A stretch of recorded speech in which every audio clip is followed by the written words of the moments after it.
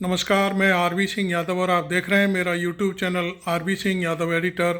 आज मैं रमेश बिधूड़ी जो बिगड़ा हुआ सांसद है भारतीय जनता पार्टी का, उसके ऊपर ये वीडियो तैयार कर रहा हूँ। इसमें हम कई चीज़ें आपके सामने रखेंगे। रमेश बिधूड़ी कालकाजी से सांसद है और उसे शायद टिकट दिया है अलका लांबा के खिलाफ। तो उसने आज प्रियंका गांधी के बारे में जो टिप्पणी करी है वो बहुत ही अश्लील है और कांग्रेस ने इसे बहुत ही गंभीर रूप से लिया है। रमेश बिधूड़ी ने कहा है कि मैं जैसे कालकाजी की सड़कें बनवाई हैं ऐसी मैं पूरे दिल्ली की सड़कें प्रियंका गांधी के गालों जैसी बनवा दूंगा। इस मुद्दे पर बहुत ही घटिया सोच का ये बयान वही रमेश बिधूड़ी है जिसने दानिश अली को संसद में गालियां बकी थीं और उस मामले में जो प्रधानमंत्री नरेंद्र मोदी हैं उन्होंने उसके खिलाफ कोई कार्रवाई करने के बजाय राजस्थान का जब चुनाव चल रहा था उस समय प्रभारी बना दिया था। तो पहले हम सुनते हैं ये सारी चीज़ें, फिर आपके पास फिर आते हैं दोबारा से। रमेश बिधूड़ी इस मुद्दे पर प्रबल प्रताप सिंह कांग्रेस के वरिष्ठ नेता और नीचता भरा और महिला विरोधी बयान है। और ये बयान ऐसे ही नहीं दिया है, ये मोदी के चेले हैं पक्का। और ये जब मोदी महासचिव हुआ करते थे, दिल्ली में घुमा करते थे, तो अपनी मारुति 800 की सफेद रंग की कार से, जो मुझे मेरी जानकारी है, उससे रमेश बिधूड़ी मोदी को घुमाते रहते थे दिल्ली में इधर से उधर। और उनके खाने पीने की व्यवस्था यही रमेश बिधूड़ी करते।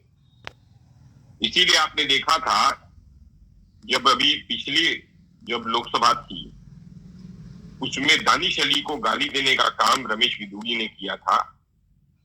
क्या क्या अब शब्द कहे थे, उनके धर्म के आधार पर उनको गालियां दी थी, उसके बावजूद उसने माफी नहीं मांगी, उसका कुछ नहीं हुआ। उल्टा जो है नरेंद्र मोदी ने उस व्यक्ति को राजस्थान का सह प्रभारी बना दिया, या राजस्थान का चुनाव प्रचार प्रभारी बना दिया, दौसा के इलाके साइड का। अब रमेश बिधूड़ी को आरसीसी अलका लांबा के खिलाफ कालकाजी से उतारा गया है कल ही, और कल ही उसने बयान दिया है। यह बयान आरएसएस और भारतीय जनता पार्टी का जो मूल चरित्र है उसको दर्शाता है। आरएसएस और भाजपा और मोदी का मूल चरित्र महिला विरोधी है। और ये इसलिए मैं कह रहा हूं क्योंकि आरएसएस और भारतीय जनता पार्टी का जो संविधान है, नरेंद्र मोदी का जो संविधान है, वो बंच ऑफ थॉट्स है, गुरु गोवर्धन की किताब है। उस किताब में महिलाओं को अपमानित करने के बहुत सारे चीजें लिखी हैं गुरु गोवर्धन ने। उसमें ये भी लिखा है कि महिला, दलित, पिछड़े, आदिवासी, अल्पसंख्यक का राज स्वीकार नहीं करूंगा, उसकी जगह मैं अंग्रेजों की गुलामी स्वीकार करूंगा। तो जो आरएसएस का प्रमुख गुरु गोवर्धन उस समय अंग्रेजों की गुलामी स्वीकार करने की बात कर रहा हो, महिलाओं को अपमानित करने की बात कर रहा हो, महिलाओं को द्वैत दर्जे का नागरिक मानता हो, उससे ही प्रेरित आरएसएस है। आरएसएस ही मात्र संगठन है भारतीय जनता पार्टी का। इसीलिए यह जो है दोहरा चरित्र हमेशा। अभी आपने 2 साल पहले 2021 में ही नरेंद्र मोदी ने एक भाषण के दौरान बेटी पढ़ाओ बेटी बचाओ का बयान दिया था। उसके पहले नरेंद्र मोदी ने 50 करोड़ की गर्लफ्रेंड की बात की थी। उसके पहले नरेंद्र मोदी ने श्रीमती सोनिया गांधी जी को कांग्रेस की विधवा कहा था, जर्सी गाय कहा था। उसी संदर्भ में उसी का एक्सटेंशन आप मानिए कि रमेश बिधूड़ी ने ये आपत्तिजनक, घटिया, नीच तरीके का जो बयान उसने दिया है श्रीमती प्रियंका गांधी को लेकर, वह चीज वह है। और उसे माफी ही नहीं, उसका टिकट कटना चाहिए। और यह टिकट अगर रहा तो आप समझिए कि भारतीय जनता पार्टी का महिला विरोधी चरित्र पूरे देश के सामने आ गया है। और रमेश बिधूड़ी का टिकट नहीं काटेगी भारतीय।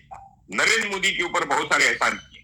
जब नरेंद्र मोदी यहाँ पर घूमते थे तो रमेश बिधूड़ी उसको अपने सफेद रंग की मारुति कार में 800 मारुति कार जो था उसमें घुमाते। देखिए ये महिलाओं को डराने की कोशिश है, क्योंकि वहां अलका लांबा लड़ रही है कांग्रेस से। तो उसने कहा कि अलका लांबा को चैलेंज करने की जगह पे उसने प्रियंका गांधी जी का नाम लिया और वो ये बताना चाह रहा है कि महिला हो तो तुम मेरा क्या कर लोगी, महिला हो तो तुम मेरा क्या कर लोगी, देखो तुम्हारे शीर्ष नेतृत्व को मैं हमला करता हूं। ये घटिया सोच है, नीचता भरा सोच है। और जैसा गुरु वैसा चेला, जैसा नरेंद्र मोदी महिला विरोधी वैसे ये रमेश बिधूड़ी, जैसे गुरु गोरकर, जैसे मोहन भागवत, जैसे अमित शाह, ये सब महिला विरोधियों का एक वो है, एक संगठन है और इकोसिस्टम है और उसका ही परिणाम आप देख रहे हैं। और ये अभी नहीं, यही नहीं रुकेंगे सब, ये लगातार। आप ये बताइए, उत्तर प्रदेश के अंदर इनका दलित महिला विरोधी चेहरा मैं आपको बताता हूं। जब हाथरस में दलित महिला के साथ, लड़की के साथ बलात्कार हो जाता है उसका और उसको जला दिया जाता है, मार दिया जाता है, तब क्या होता है? तब Bharatiya Janata party double engine की सरकार या पहलवान इसी दिल्ली में आकर बैठती है और उनको अपमान करने वाला, देखिए ब्रिजभूषण शरण सिंह का क्या किया नरेंद्र मोदी ने? कुछ नहीं किया, उसे प्रोत्साहन दिया। जो महिला पहलवान उसके पर आरोप लगा रही थी यहाँ पर जंतर मंतर, उन पर उस साक्षी मलिक के चेहरे पर लाश जूता दिल्ली पुलिस का था, कांस्टेबल का। तो ये महिला विरोधी है सब, और ये आज से नहीं है, हमेशा इन सब का, और आज से नहीं, इनका 100 साल का इनका पुराना जो है वो चरित्र है। ये बंच ऑफ थॉट थे, ये आरएसएस की विचारधारा है, क्योंकि ये भारत के संविधान को नहीं मानते हैं, समानता के आधार को नहीं मानते हैं, महिला कैसे पोस्ट पर आ जाए, महिला कैसे इतनी बढ़ जाए, वो नहीं करते। ये वो लोग हैं। आपने कांग्रेस नेता प्रबल प्रताप सिंह की पूरी बात सुनी और उन्होंने बड़े ही तल्ख लहजे में इस रमेश बिधूड़ी के बयान का खंडन किया है और उसे लताड़ते हुए यहाँ तक उन्होंने कि 100 साल तक का रिकॉर्ड बता दिया कि आरएसएस, नरेंद्र मोदी, मोहन भागवत और रमेश बिधूड़ी ये सब एक ही लाइन के लोग हैं। इनके चरित्र में महिलाओं का विरोध भरा हुआ है और उसी मानसिकता के तहत इन्होंने ये सारा बयान दिया है। अलका लामा वहाँ से चुनाव लड़ रही हैं, उनका ये भी कहना है कि अलका लामा को डराने के लिए कि देखो हमने तुम्हारी जो शीर्ष नेता है उसके ऊपर अपना तंज कसा है और तुम्हें जो करना है सो कर लो। तो ये सारी चीज़ें हैं। दानिश अली के साथ भी जो कुछ हुआ आपने देखा, सारी बातें सामने आई। तो ये जो प्रबल प्रताप सिंह ने ये सारी बातें कही जो हमने आपको सुनवाई बिधूड़ी के माध्यम से बोल रहा, ये मोहन भागवत का बयान, एक बार फिर ये नरेंद्र मोदी का बयान है। ये तो बस माउथ पीस है। ये उसके जो उद्गार हैं नरेंद्र मोदी के, जो नफरत करते हैं महिलाओं से, ये उसका उद्गार है। और अगर ये नहीं होता तो नरेंद्र मोदी अपनी बेहता पत्नी को छोड़ देते, अपनी बेहता पत्नी को छोड़ देते, अपनी बेहता पत्नी को नहीं सुन लीजिए ना, अपनी बेहता पत्नी को छोड़ देते। लेकिन अब आप बताइए ना, नहीं आप अगर ये महिला विरोधी नहीं है तो अपनी बेहता पत्नी को छोड़ देते। भी उनके साथ है, कोई तलाक नहीं लिया है, बेहता पत्नी को छोड़ा है। और यही नहीं, जब उनकी माता का निधन हुआ था तो बेहता पत्नी उनकी माता का अंतिम दर्शन न कर पाए तो उसके लिए पुलिस लगा दी थी उनके घर पर।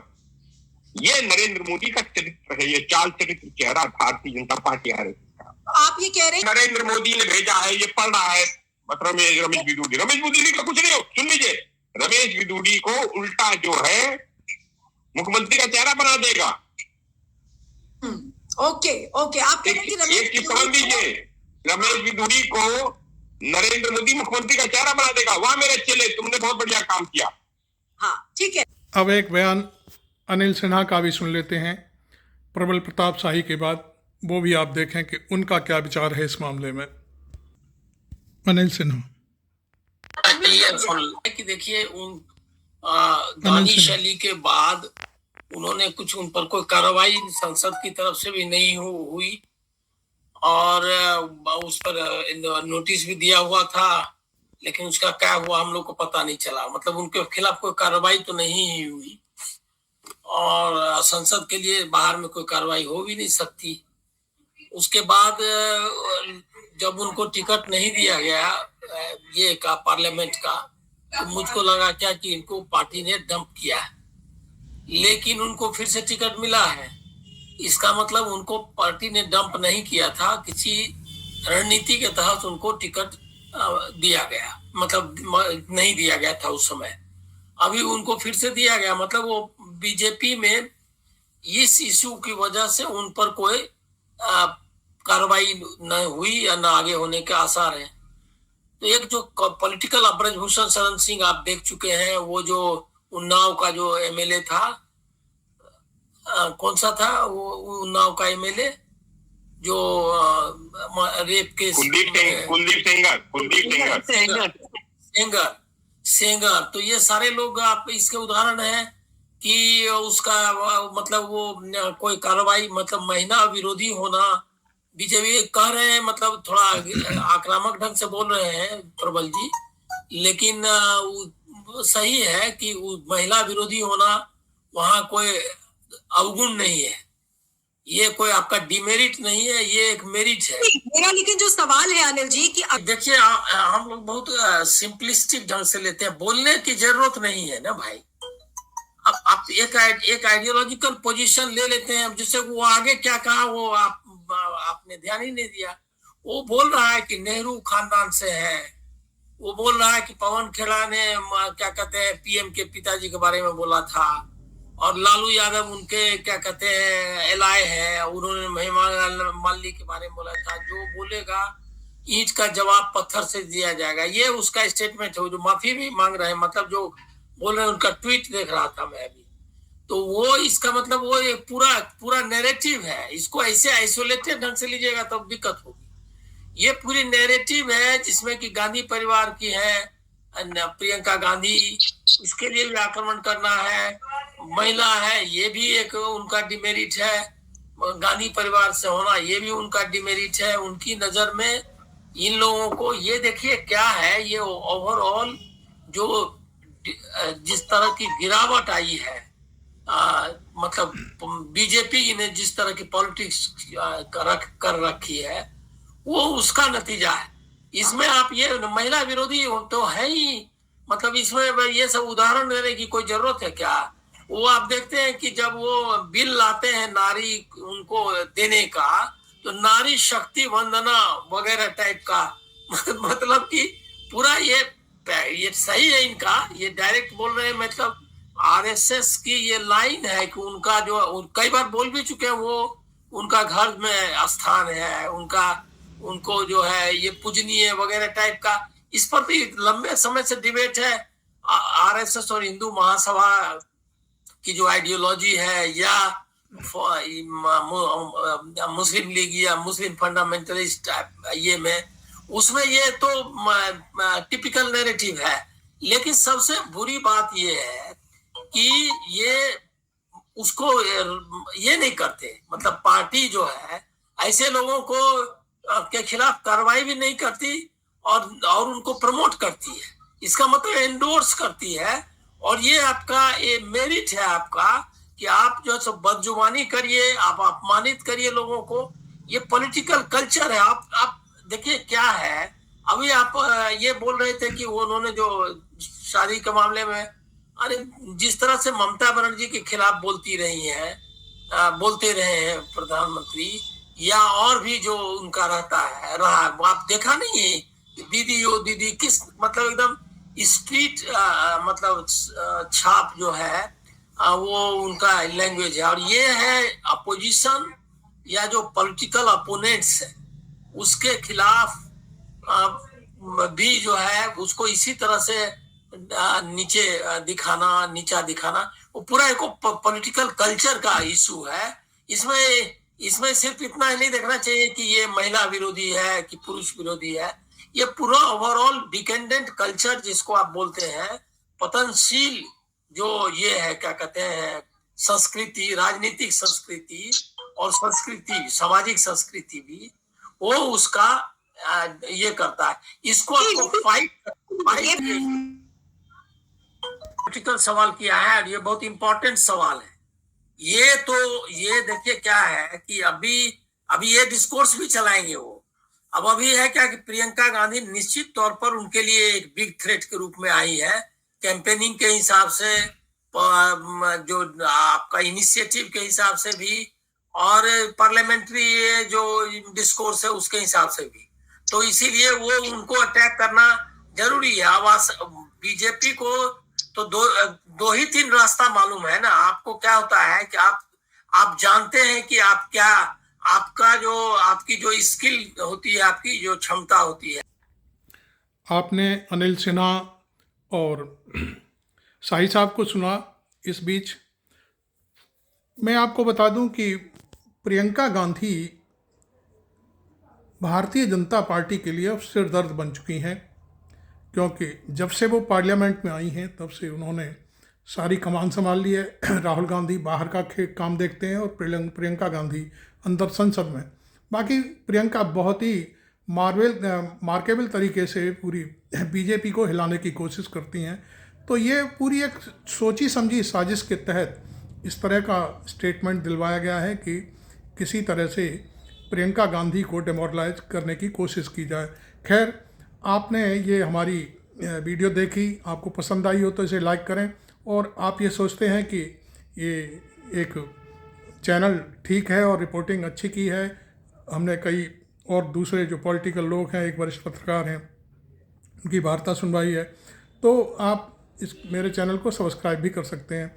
और चैनल को सब्सक्राइब करने के साथ साथ आप इसे मुझे फॉलो भी कर सकते हैं। Thank you very much. मैं आरबी सिंह यादव।